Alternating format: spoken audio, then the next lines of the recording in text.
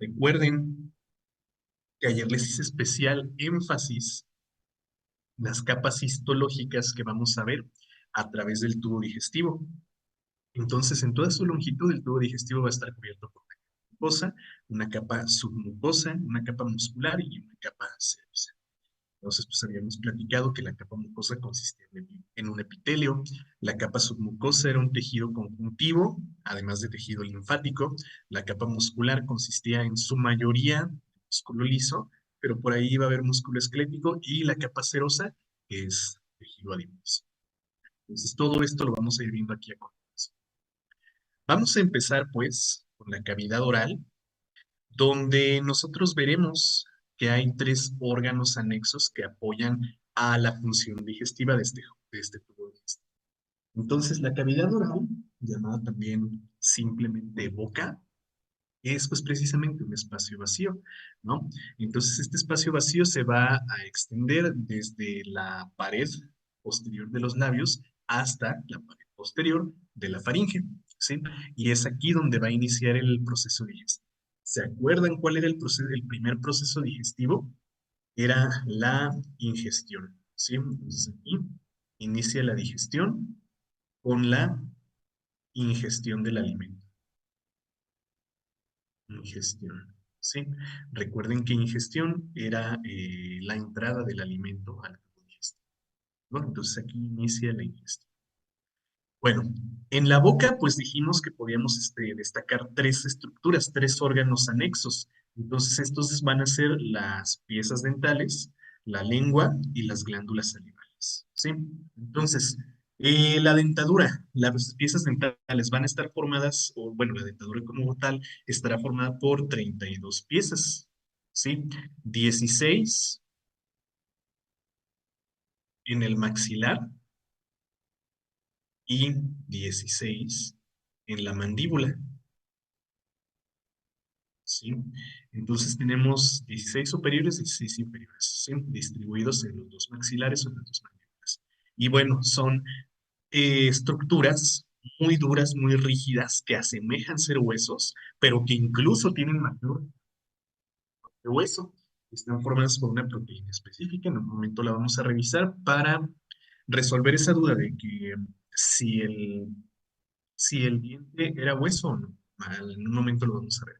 Bueno, la función pues de los dientes incisivos, caninos, molares y premolares es cortar, perforar y triturar el alimento, ¿sí? Para iniciar lo que se conoce como la digestión mecánica, ¿sí?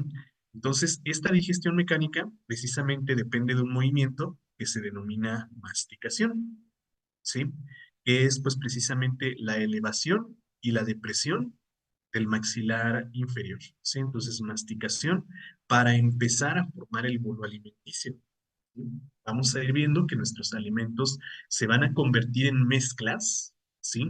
Que van a tomar denominaciones dependiendo de la parte del tubo digestivo donde se encuentren, ¿sí? Entonces, la función de la dentadura, la función de las piezas dentales es la trituración de los alimentos por medio de un movimiento que se llama masticación. Entonces, trata de un movimiento, podemos decir que esto consiste en digestión mecánica, ¿sí? Mecánica porque depende de movimiento, ¿sale? Entonces, ¿qué va a formar esta digestión mecánica? El alimento triturado, que junto con otras sustancias forma el bolo alimenticio, ¿sí? En un momento vamos a ver qué forma este bolo alimenticio. Ok, muy bien. ¿Cómo están compuestos? Bueno, a ver, ¿saben qué? No les puse una imagen de esto, ¿sí? Pero permítanme un momento, ¿eh? Ustedes tienen en su grupo, ustedes tienen en su grupo de Telegram un enlace, ¿se acuerdan? Que los lleva por ahí algunas bibliografías que pueden consultar para estas cuestiones, ¿no? Entonces, entre esas bibliografías, por aquí, a ver, déjenme proyectarles, porque sí, no les puse esto en su presentación. Pero esto que están viendo, esto que están viendo, lo tienen en su grupo, ¿sí? Entonces, si lo quieren checar, este libro, y bueno, yo creo que se dan cuenta que este es el libro de donde saco todos los diagramas, ¿no? Entonces, bueno, aquí estamos viendo precisamente las principales. Déjenme encontrar que tenga concretamente esas estructuras. Y bueno, mientras les platico, les recuerdo que todos estos diagramas, todo esto que estamos viendo aquí en la pantalla, ustedes lo pueden encontrar en su grupo, ¿sí? En el enlace que les dejé ahí en el grupo, pueden descargar este libro. Ahí están viendo el título también, ¿sí? Este es el Néter de anatomía, es un atlas de anatomía, que pues afortunadamente no tiene rótulos. A ver, vamos a utilizar esta, ¿sí? Y tenemos esta imagen que tiene precisamente las 16 piezas dentales de la mandíbula, ¿sí? La mandíbula inferior.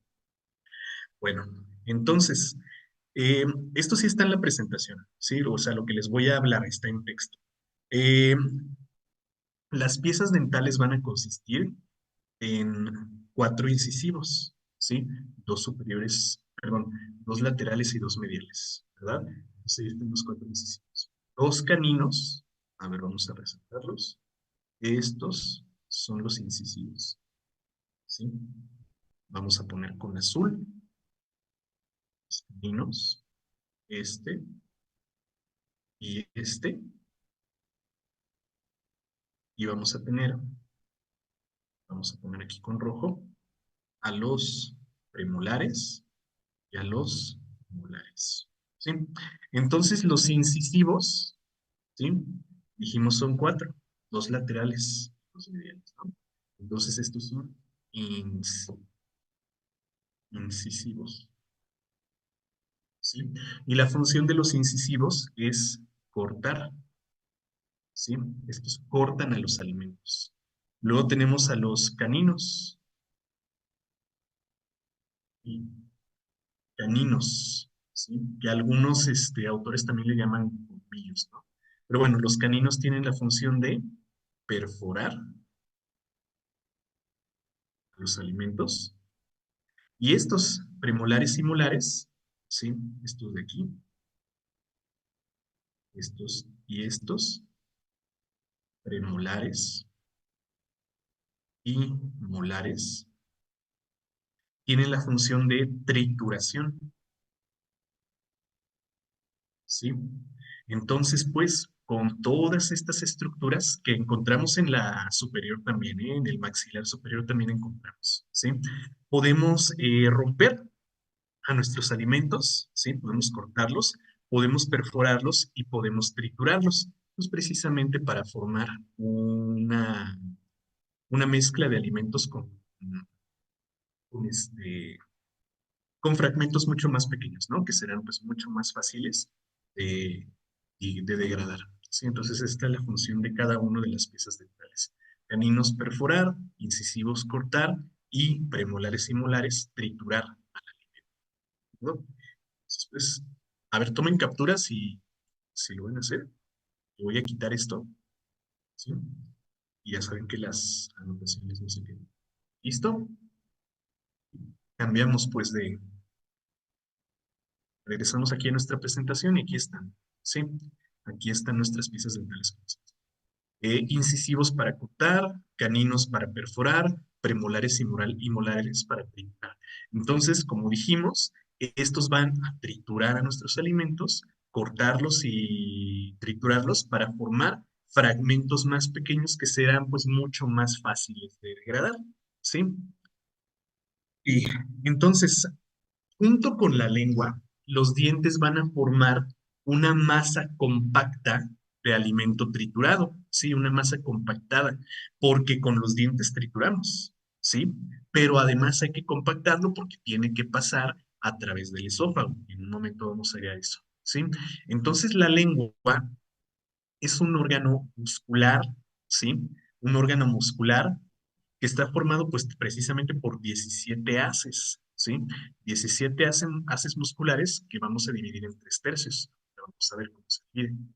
Eh, en los dos tercios anteriores nosotros vamos a encontrar pues músculo esquelético para movilización voluntaria, ¿sí? Como ya hemos platicado, la lengua tiene la función de articular Por ejemplo, ayudarnos a articular las palabras. Por ejemplo, ahorita que estoy produciendo sonidos por medio de la laringe, puedo producir consonantes posicionando a la lengua en alguna parte de la cavidad oral, ¿no? Y además, podemos mezclar y podemos compactar al alimento triturado gracias a la lengua, ¿sí? Entonces, la función de la lengua es motora, principalmente, ¿sí? Desde el punto de vista, pues, digestivo. Tiene por ahí otras funciones de las que vamos a hablar ahorita, pero desde el punto de vista digestivo, la función de la lengua es motora, ¿sí? Movimiento. ¿Por qué? Porque está formada por músculo esquelético. ¿Sí? Entonces, este músculo esquelético va a apoyar a las funciones de mezcla,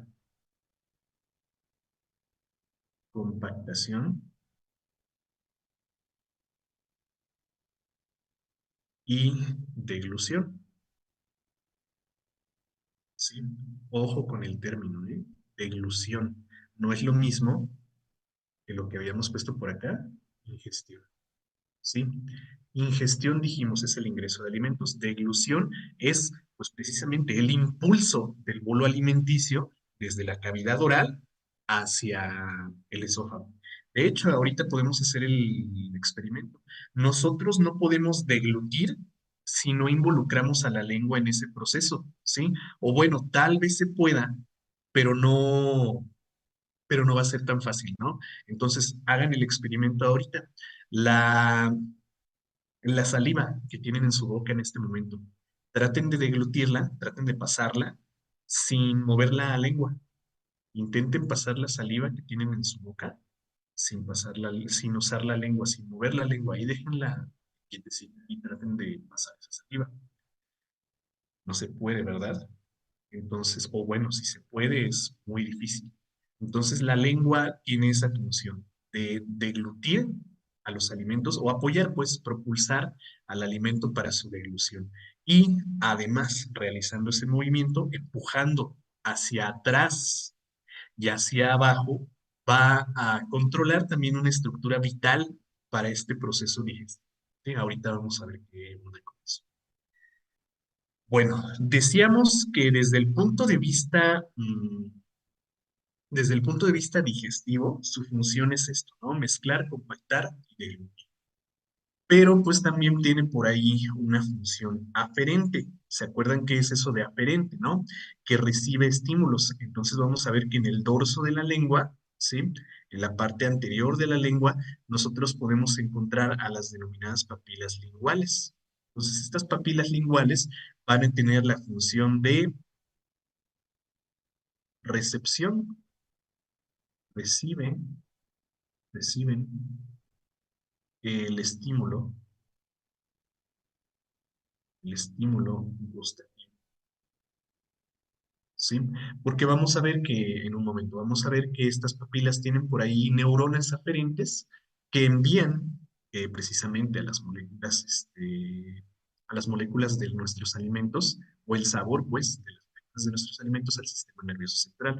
Y además tiene una función de secreción. ¿De secreción de qué? De saliva, porque precisamente veremos que aquí hay algunas glándulas salivales. A ver, estoy viendo que hay muchas preguntas. A ver,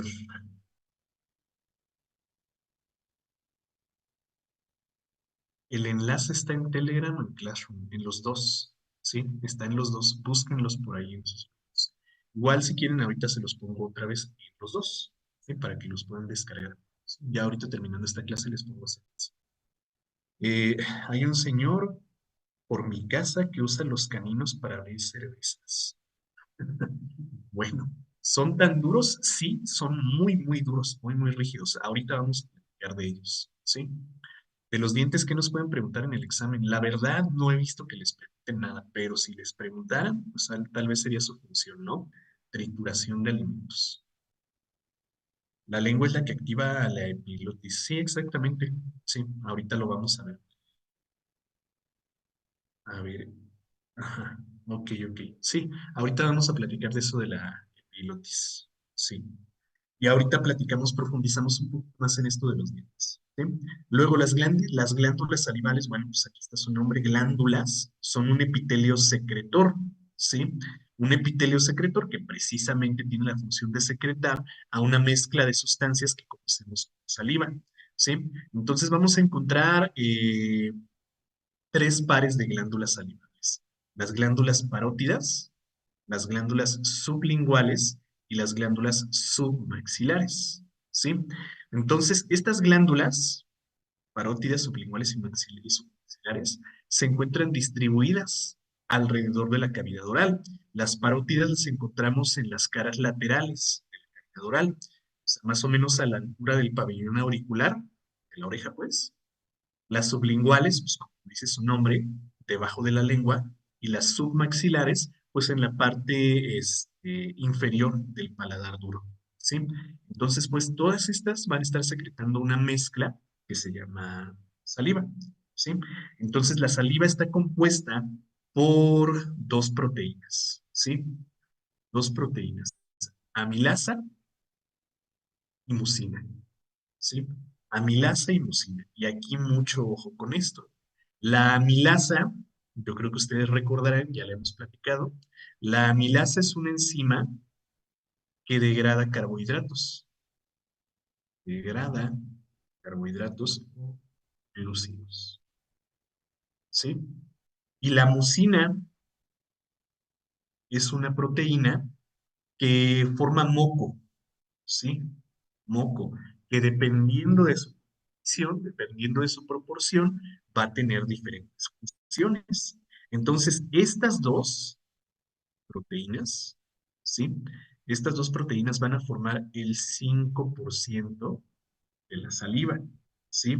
El otro 95% de esta saliva es agua. ¿Sí? Por eso la saliva es pues, básicamente líquida, ¿no? Es agua principalmente, pero ahí encontramos a una enzima, la amilasa salival, que empieza con la degradación de los carbohidratos de nuestros alimentos, ¿sí?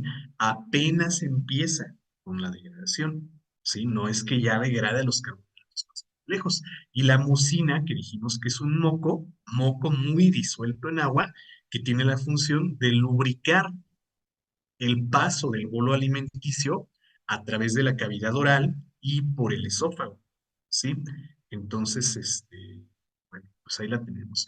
Las glándulas salivales van a secretar a la mezcla conocida como saliva. Es la saliva, agua principalmente, pero en esa agua van disueltas amilasa y mucina, moco. Entonces, pues ya sabemos, ¿no? La amilasa tiene la función de degradar glúcidos y la mucina de lubricar. Lubrica el paso del bolo alimenticio.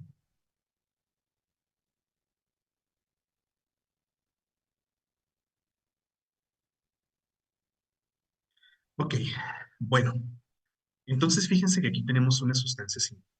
El bolo alimenticio no es solamente el alimento, ¿verdad? ¿Sí? Entonces, el bolo alimenticio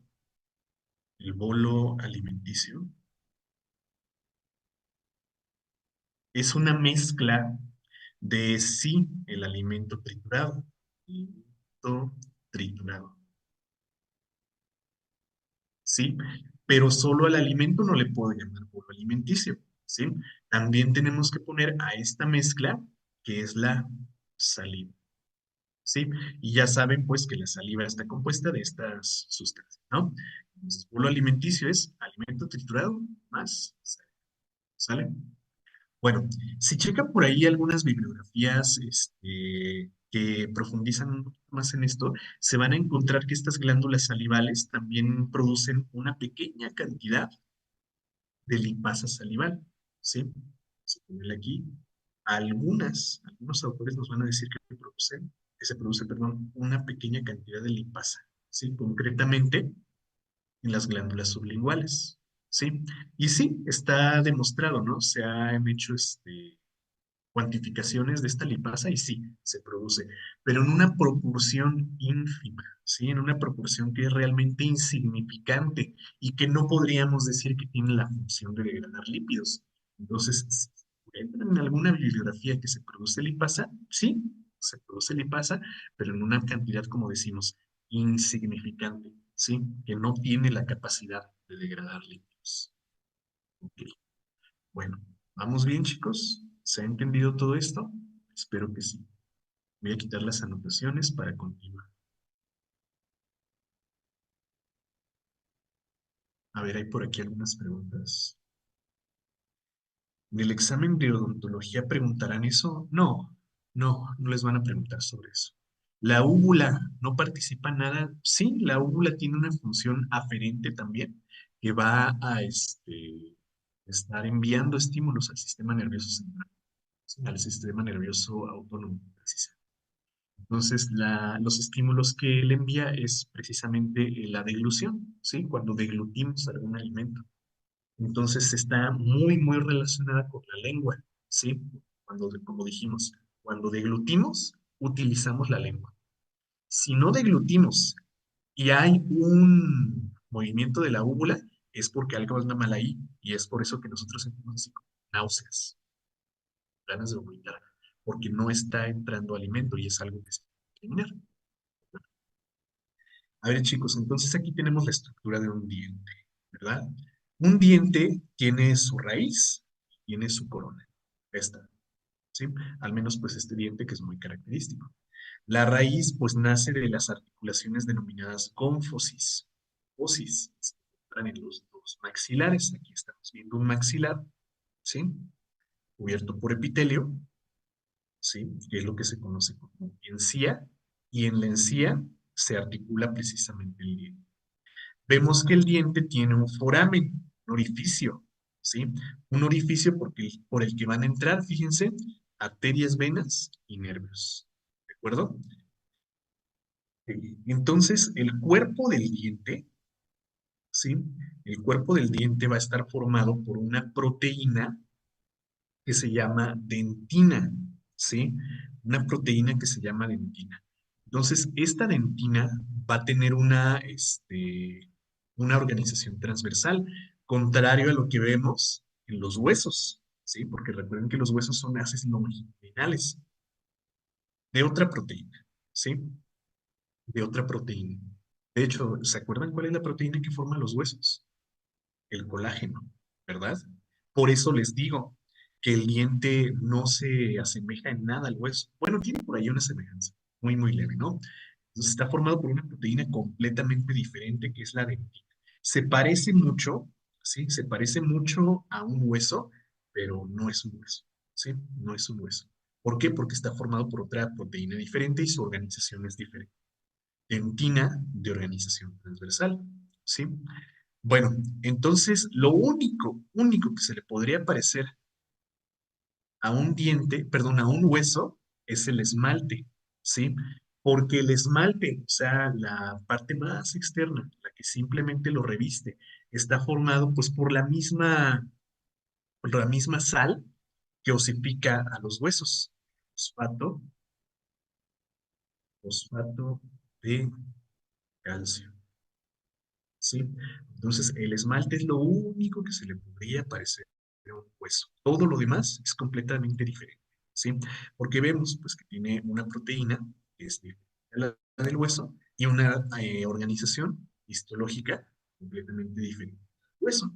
En el hueso nosotros encontramos osteoblastos, osteocitos y osteoclastos, y en el diente, pues, vamos a encontrar otras células, que son básicamente fibroblastos, propios del diente, los odontoblastos, ¿sí? Los odontoblastos van a estar produciendo a la dentina que forma el diente. Bueno, la dentina, si se fijan, o bueno, el diente, pues, organiza a la dentina de forma muy, muy, muy compacta. Entonces, básicamente, esta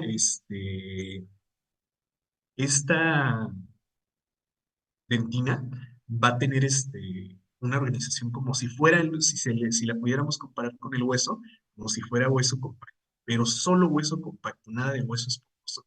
Por eso les decía hace un momento que el diente es de hecho más rígido, más duro que el hueso, ¿sí? Si pudiéramos comparar, diríamos que el diente es mucho, mucho más rígido que el propio hueso, ¿sí?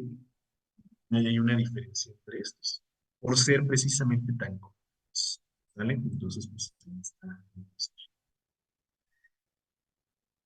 A ver, ¿en, en la saliva hay peptidasa y lipasa? No, no, en la saliva no hay peptidasa. En la saliva solo hay amilasa.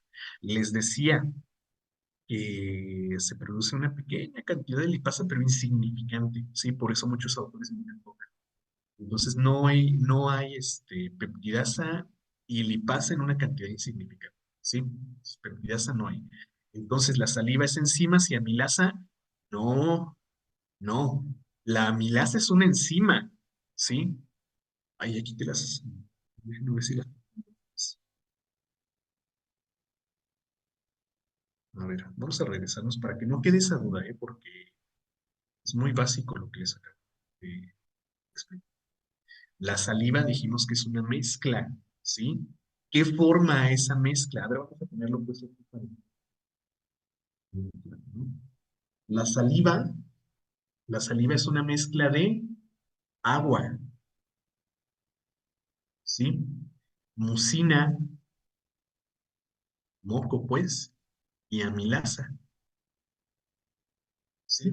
Entonces dijimos que el agua representa pues básicamente un 95% de saliva, ¿sí?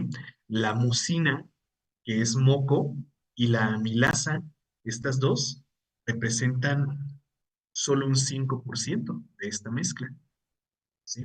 Solo un 5% de esta mezcla.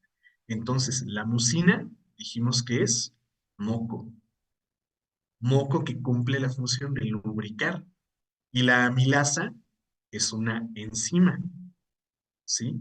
Una enzima que degrada los glúcidos, ¿sí? Bueno, más bien podríamos decir, empieza a degradar a los glúcidos, ¿sí? Empieza a degradar, los degrade ya, empieza con la ingesta. Entonces, ¿qué es la saliva? Agua, mucina, bueno, agua, moco y enzimas, ¿sí? Entonces, espero que así ya quede un poco más. Ok. De ahí el dolor cuando te rompes un diente, sí, porque precisamente, así como todas las estructuras, ¿eh? Un diente, pues si se fijan, es muy inervado. Entonces, precisamente cuando se degrada el esmalte y cuando se degrada la dentina, pueden llegar bacterias a colonizar aquí y causar precisamente el dolor. ¿Qué pasa cuando se necrosa un hueso después de una fractura? ¿Y qué se puede hacer para prevenirlo? Bueno, la necrosis de un hueso es muy rara, ¿no? Ya que ocurrir ahí una infección bastante... ¿Qué se puede hacer para prevenirlo? Pues resolver la fractura inmediatamente, ¿sí? O sea, inmovilizar la estructura, unir los huesos para que empiecen a soldar. Y si fue una fractura expuesta, pues sanitizar la herida, ¿no? Pero bueno, cuando se necrosa un hueso, pues precisamente puede pasar que no se solden los huesos, que no se unan pues inmediatamente, que ocurra una hemorragia del hueso, porque recuerda que el hueso está irrigado, y pues que no se pueda reparar. Entonces, cuando se puede reparar, el hueso empieza a morir, se empieza a necrosar y empieza a causar la infección. Entonces, lo primero que se tiene que hacer en una fractura es inmovilizar y unir los huesos fracturados para evitar la necrosis. ¿Son las células madre dentales?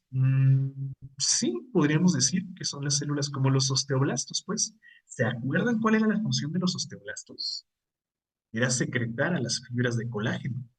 ¿Cuál es entonces la función de los odontoblastos? La función de los odontoblastos es la secreción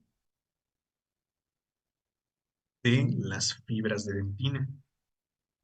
Fibras de dentina. ¿Sí? Y les decía, estas fibras de dentina son las de orientación transversal, ¿sí? Que se van a compactar unas sobre otras para formar precisamente al diente. ¿Sí? Bueno, ¿qué más? Ah, ¿cuáles son las células madre dentales? Ah, ya, ya, ya. Las células madre dentales son estas. Pensé que me aclarabas. ¿Las osteoprogenitoras también? No, no, pues, ¿qué les estoy diciendo? Pues que los dientes no son huesos, nada tiene que ver una osteoprogenitora aquí, ¿sí? Si ese fuera el caso, sería la odontoprogenitora, ¿sí? Nada tiene que ver el hueso con el diente, así que no. ¿Cuál era el nombre de la proteína de los huesos? Dentina, ¿sí? Es la dentina. Agua y enzimas. Ah, ya, cuando hablaba de los huesos. Ya. Oh, ya. Sí. Ok, muy bien, ya entiendo. Bien, bueno, pues ahí está. Creo que ya se resolvieron todas las dudas que teníamos, ¿no? Listo, ahí está. Diente. Aquí estamos viendo un corte histológico de la lengua y estamos viendo la capa submucosa, todo esto, del tejido conjuntivo, todo esto, y aquí la capa mucosa, ¿sí? Entonces vemos que hay por ahí conductos que forman glándulas, ¿sí? Vemos glándulas y glándulas, ¿sí? Que van a tener muchas funciones, principalmente la secreción de saliva, ¿no? Principalmente la secreción de saliva. Pero también vamos a tener por ahí algunas glándulas que tienen conexión con neuronas aferentes. Tenemos el diagrama, ¿sí? Y vemos precisamente cómo hay unos poros, ¿sí? Por donde van a entrar esas moléculas que nosotros vamos a interpretar como sabor y las vamos a conectar precisamente con neuronas aferentes que van a llevar ese estímulo a el nervio, al nervio vago, ¿sí? Entonces este nervio hay al impulso para la recepción del estímulo. Entonces, por eso les decía, no está relacionado con la digestión, ¿sí? No necesito recibir sabores para digerir, pero pues bueno, pues, lo tenemos. Y pues precisamente aquí está, ¿no? El corte otra vez vemos cómo es muy denso, muy denso comparado con el hueso. Y repito, gracias a esa característica, pues está en rígido. ¿Sí? Pues, aquí vemos precisamente cómo el esmalte, ¿sí? Está formado por el fosfato de calcio, ¿sí? También llamado hidróxido. Pues ahí lo tenemos, chicos. Tiene que ver con el canal oral y los órganos anexos que se encuentran. Y bueno, por aquí nos ponen, ¿cuál es el órgano encargado de la filtración y el almacenamiento temporal de los alimentos en el sistema digestivo? En este caso, es la boca, ¿sí? Cavidad oral, pues, pero les digo, en el examen le ponen boca. En otros casos nos pueden poner otras opciones y hay que analizar con cuidado, ¿sí? Tener cuidado ahí.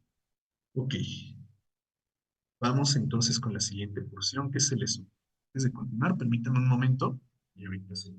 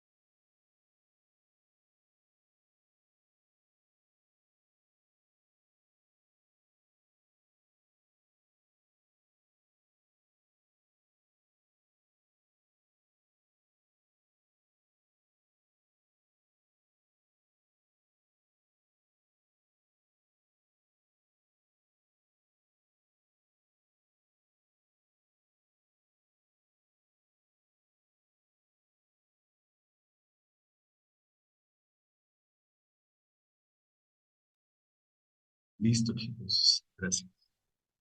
A ver, me hacen una pregunta acá. Dice, si en esa pregunta hablara de mezcla, trituración y degradación, sería el estómago. Sí, por eso les decía que hay que analizar, ¿sí?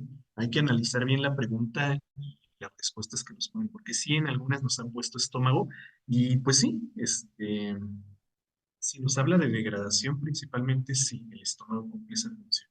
Mezcla también. Trituración no es un término que me gustaría utilizar, pero bueno, algunos autores manejan función, la función del estómago como triturar, no que triture, pero sí tiene por ahí una función de movimiento. Ahorita vamos a platicar concretamente eso, ¿sí? Bueno, vamos pues con la siguiente porción, que es la faringe. He dicho eso, perdón, es la faringe. Entonces, ya saben, chicos, que la faringe simplemente es una capa mucosa, ¿sí? Una mucosa de conducción, es un conducto. Entonces, pues aquí ustedes pueden ver que que la faringe, perdón, tiene tres porciones. La nasofaringe, que ahorita no nos interesa, ya la vimos en el sistema respiratorio y vimos que tiene una submucosa de tejido linfático. Listo. La orofaringe es la que nos interesa. Piensa que la orofaringe está en contacto precisamente con la cavidad oral, de ahí su nombre, orofaringe, ¿sí? Y la laringofaringe, que ya está en contacto, pues precisamente con la laringe y el esófago. Decimos que la faringe es solamente una mucosa de conducción, porque eso es lo que va a hacer en el tubo digestivo, conducir el alimento triturado, al bolo alimenticio formado aquí en la cavidad oral, hacia, hacia el tubo digestivo, bueno, perdón, hacia la siguiente porción del tubo digestivo. Entonces aquí hay una estructura bien importante que hay que destacar. A nivel de la laringe hay un cartílago que sube, fíjense, este cartílago que sube hasta la orofaringe, ¿sí? Y que va a estar afectando también a esta laringofaringe, que es precisamente el cartílago epigráfico, ¿sí? Entonces, pues, ¿se acuerdan que dijimos hace un momento, ¿no? Que la lengua tiene una función motora para permitir o facilitar la deglución. ¿Cómo hace ese movimiento de deglución? Empujando hacia atrás. Miren, aquí vemos. Haces que empujan hacia atrás y haces que empujan hacia abajo, ¿sí? Hacia atrás y hacia abajo. Entonces, este movimiento que realiza la lengua también va a cerrar el lago epiglótico, ¿verdad? Aquí lo estamos viendo en esta animación, cómo el movimiento de la lengua cierra el cartílago epiglótico. Entonces, este cartílago epiglótico tiene la función de mediar el paso del alimento hacia el tubo digestivo, hacia el esófago, esta es la parte posterior, y de aire hacia la laringe, que está aquí en la parte anterior. Entonces, el movimiento de deglución precisamente va a cerrar el cartílago epiglótico para que el alimento se vaya al esófago y no vaya a entrar a la vía respiratoria, ¿sí? Si entra a la vía respiratoria, ¿qué hemos dicho? La vía respiratoria lo único que tiene que haber es aire, ¿sí? Si se llegara a detectar aquí un cuerpo extraño, recuerden que se desencadena lo que se llama reflejo toxígeno, ¿no? Y entonces vamos a empezar a toser para empujar al alimento que entró aquí, hacia atrás, ¿verdad? Por eso luego dicen, ¿no? Que se nos va por otro lado. Pues sí, precisamente se va por otro lado. Sí, se va por la vía respiratoria. Entonces, para mediar el paso de alimento, tubo digestivo y de aire al tracto respiratorio, está este cartílago, ¿sale?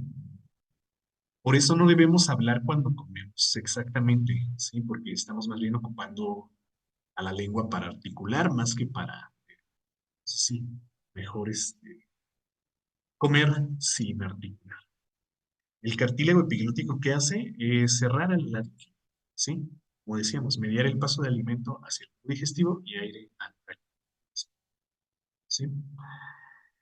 Bueno, entonces pues ahí lo vemos, chicos. Ahí está nuestro cartílago epiglótico a nivel de la laringofaringe, pero fíjense, cuando está desplegado, sube hasta la orofaringe. Ok. Ahorita regreso aquí. Entonces, ahora sí el esófago, ¿sí? El esófago es un órgano que se describe como muscular, porque de hecho la capa muscular es la más prominente, ¿sí? Recuerden El tubo digestivo tiene cuatro capas. Entonces, de aquí en el esófago, la más gruesa, la más prominente es la capa muscular, ¿sí? Entonces, este esófago va a unir a la faringe con el estómago, ¿sí? Va a atravesar la cavidad torácica, va a cruzar al diafragma y va a entrar a la cavidad abdominal para convertirse en el estómago, ¿sí? Para convertirse en el estómago. Entonces, decimos que es un órgano muscular porque este órgano va a propulsar al alimento, ¿sí? Pulsa al alimento hacia el estómago, porque el alimento no cae por gravedad hacia nuestro estómago, ¿verdad? El alimento no cae por gravedad, el alimento llega por medio de contracciones musculares hacia el estómago, ¿sí? Entonces, por eso les decía, la capa más prominente aquí es la muscular. Bueno, entonces, pues, vamos a hacer aquí un pequeño aumento para poder ver con detalle al esófago, ¿sí? Ok, entonces aquí es donde podemos destacar a las cuatro capas de este digestivo, ¿sí? Y precisamente, miren, la más profunda es la capa mucosa, ¿sí? Una capa epitelial. Y precisamente ahí lo vemos, ¿no? Un epitelio, ¿sí? Bastante delgadito, que tiene por ahí algunas glándulas secretoras también de saliva. Luego tenemos a la capa submucosa, que en este caso consiste en un tejido conjuntivo denso y irregular, ¿sí? Aquí vemos la capa submucosa, que es tejido. Y habrá por ahí diseminado también tejido linfático. Tenemos la capa muscular, que ya dijimos, es principalmente de músculo liso, ¿sí? ¿Se acuerdan que les dije? Hay por ahí algunas porciones en las que hay músculo esquelético. Aquí es donde hay una de músculo esquelético. Y finalmente la capa serosa, que va hasta acá abajo, la capa serosa, ¿sí? Que es esta, eh, que une, o bueno, que fija a este esófago a la cavidad torácica, ¿sí? Entonces ahí estamos viendo precisamente las cuatro capas histológicas de este tubo digestivo bastante bien diferenciadas. Cosa que es un epitelio, submucosa, tejido conjuntivo, muscular, que es principalmente músculo liso, y la serosa, que es tejido adiposo. Entonces, repito, chicos, se describe el esófago como una capa muscular, que precisamente vean el tamaño de la capa muscular comparada con las otras capas, ¿sí? Y bueno, ¿para qué se encuentra este músculo aquí? Para propulsar al alimento a través del esófago. El alimento no cae eh, por gravedad, ¿verdad? No llega por gravedad. Es propulsado, es impulsado por las contracciones de músculo liso que propulsan al alimento a través del esófago, ¿vale?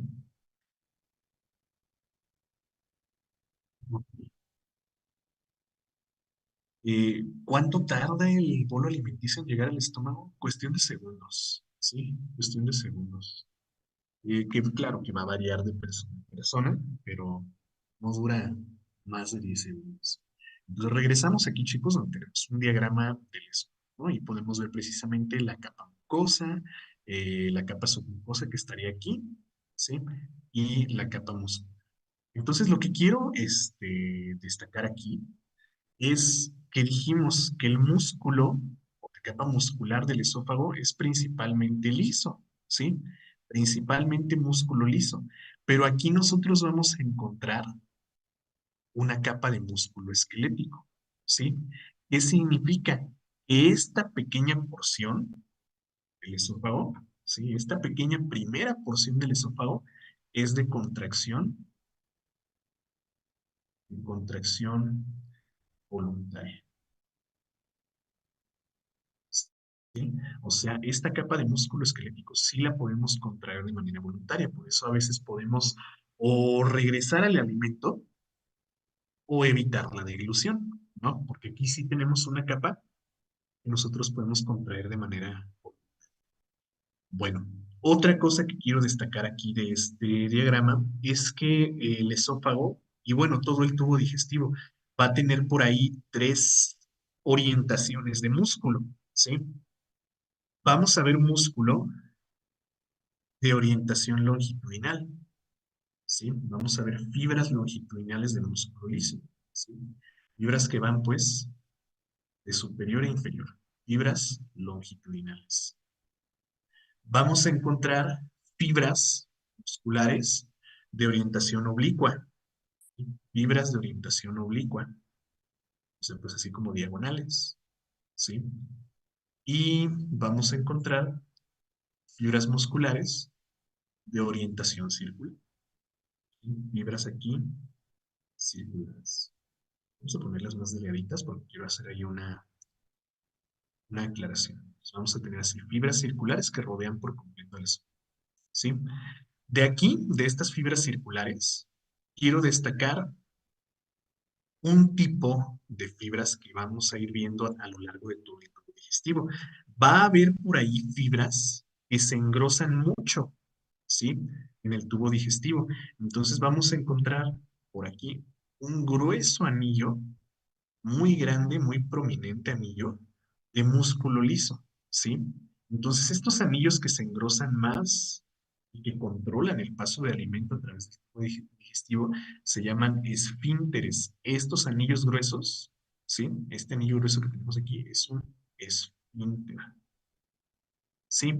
Y van a tomar denominaciones dependiendo del sitio anatómico en el que se encuentren.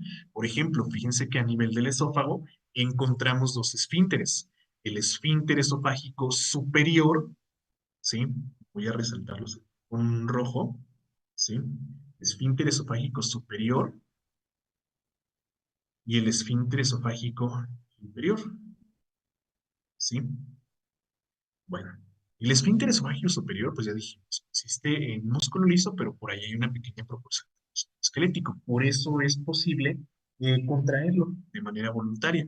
El esfínter esofágico inferior no está tan bien delimitado como el superior, pero bueno, ahorita lo vamos a ver en contacto con el estómago, ¿no?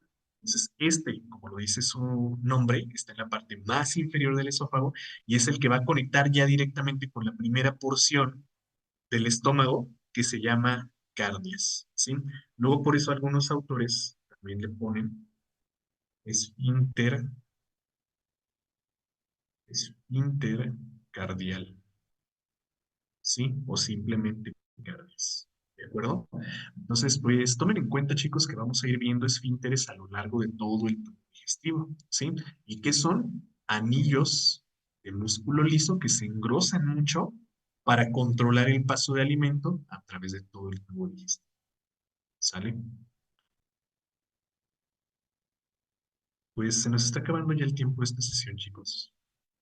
Vamos a dejarle ya por hoy hasta aquí y mañana continuamos con las siguientes porciones. Vemos dónde desemboca